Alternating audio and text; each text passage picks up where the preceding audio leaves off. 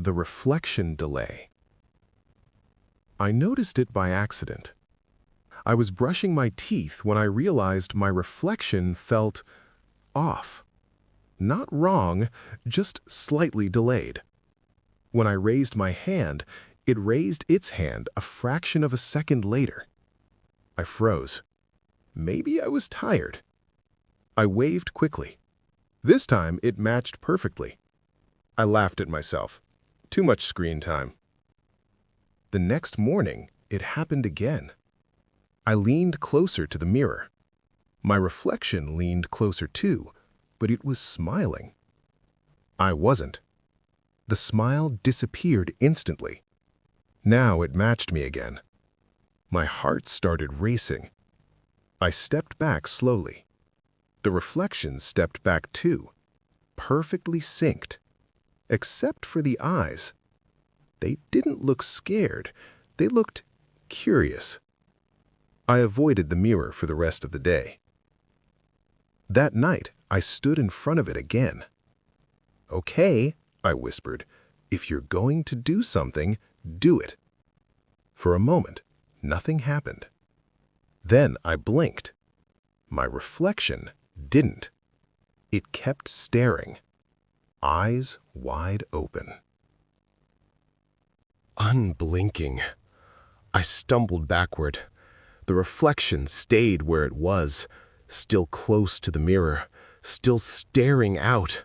I wasn't near it anymore. I was halfway across the bathroom, but it was still right there, breathing softly.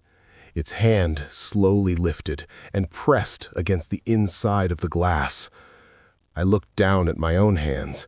They were at my sides. The reflection tilted its head slightly, studying me. Then it smiled, not the quick, nervous smile from before. A wide one, relieved, like it had been waiting. The bathroom light flickered. I squeezed my eyes shut. When I opened them again, everything was normal. The reflection matched me perfectly. Same expression, same fear. I let out a shaky laugh. "Just stress," I whispered. I turned off the light and left the bathroom. As I walked down the hallway, I passed the dark mirror one last time. In the black glass, I could barely see myself, just a faint outline. But the outline didn't keep walking. It stayed behind, watching me leave. The second account. I got a notification that I had logged in from a new device. That wasn't strange, except I hadn't logged in. The alert said, "Location, my city. Device, same model as my phone. Time, 2:04 a.m. I was asleep at 2:04 a.m. At least, I think I was. I changed my password immediately, enabled two-factor authentication, logged out of all devices. Problem solved. The next morning, I opened my social media. There was a new post on my profile. Just one sentence. "Stop changing the password." It was posted at 2:17 a.m. I deleted it instantly, checked login history. Nothing unusual. No new devices, no suspicious IP.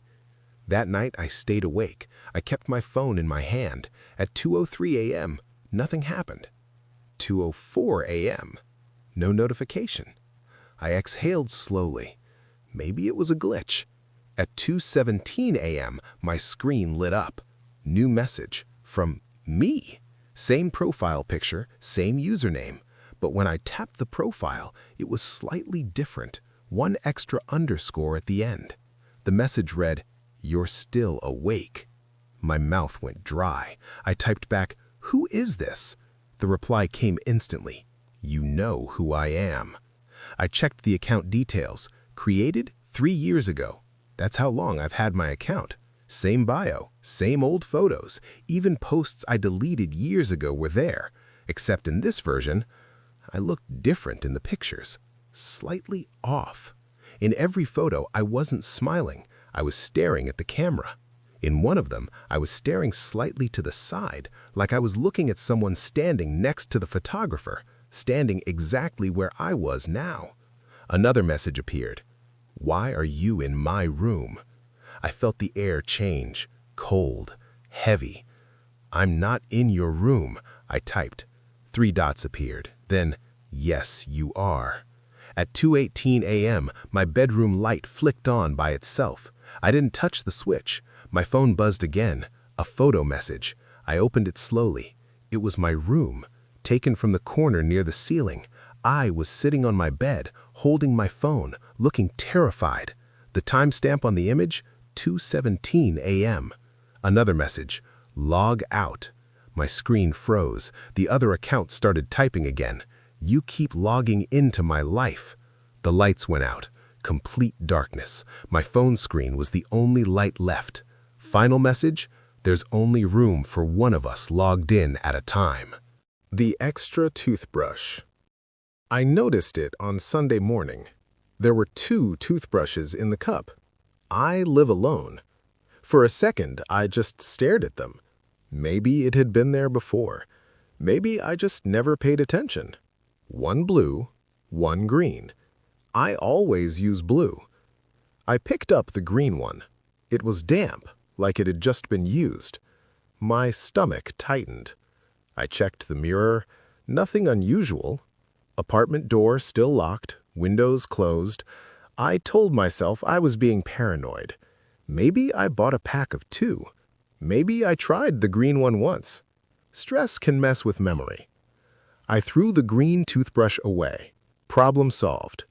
Monday morning, there were 2 toothbrushes in the cup again. Blue and green. Both dry. I didn't touch them.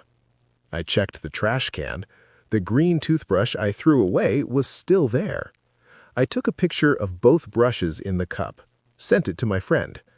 Am I losing it? She replied with a laughing emoji. Probably. That night, I stayed up late, watching TV in the living room. Around 1:30 a.m., I finally went to brush my teeth. 2 toothbrushes, blue and green. The green one was wet again. My hands were shaking now. I walked through every room, closets, under the bed, behind the shower curtain. Nothing. No one. I locked the bathroom door from the inside just to feel safer, brushed my teeth with the blue one, kept staring at the green one in the cup. When I finished, I wiped the sink, turned off the light, opened the bathroom door, and froze. The hallway light was on. I always turn it off before bed. The bedroom door was slightly open. I'm sure I closed it. Slowly, I walked toward it, pushed it open. The bed was made, perfectly made. I never make my bed, ever. I stepped closer. There was something on the pillow, a toothbrush, green, still wet, and beside it, a small folded note in handwriting that looked almost like mine. It said, "Stop using my toothbrush." The unsent email. I was cleaning out my inbox when I found a draft email I don't remember writing. Subject, "Don't reply." It was saved at 3:08 a.m. I was asleep at 3:08 a.m. At least, I'm pretty sure I was. I opened it. There was only 1 sentence inside. If you're reading this, it means I didn't wake up in time. I stared at the screen. Maybe I wrote it as a joke. Maybe I was half asleep. People do weird things when they're tired. I checked the last edited time, 3:09 a.m., 1 minute after it was created. I scrolled down. There was more text. It hadn't loaded at first. Don't trust the alarms. My chest tightened. I use 3 alarms every morning, all set on my phone, all loud, all impossible to miss. I checked my alarm history.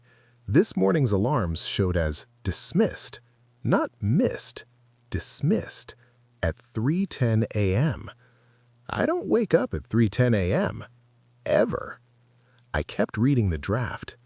If the alarms stop working, it means it's close. Close to what?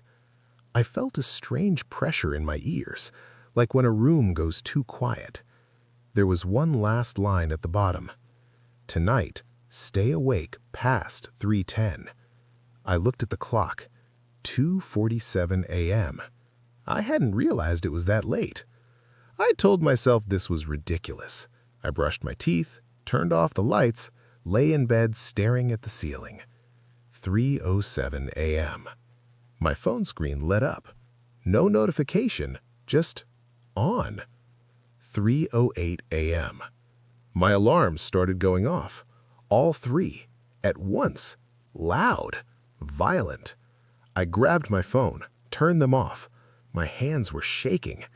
Why were they set for 3:08? I never set alarms for that time.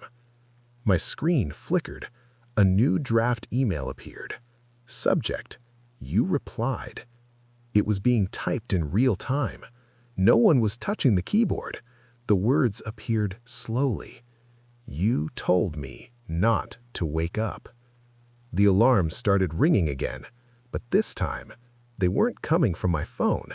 They were coming from the hallway outside my bedroom. 3 different alarm tones, all at once, getting closer. The apartment above mine. When I moved into this building, the landlord mentioned something odd. There's no apartment above you, he said, just the roof. I liked that. No upstairs neighbors, no footsteps at night. The first few weeks were quiet, peaceful. Then one night, around 12:40 a.m., I heard it. A thud, directly above my bedroom. I froze. Another thud, like someone dropped something heavy. I sat up in bed and stared at the ceiling. Maybe it was the pipes. Old buildings make noises. I convinced myself it was nothing. The next night, it happened again. 12:40 a.m. Thud. Then footsteps. Slow. Measured. Walking across the ceiling. My heart started pounding. I grabbed a broom and tapped the ceiling 3 times. The footsteps stopped immediately.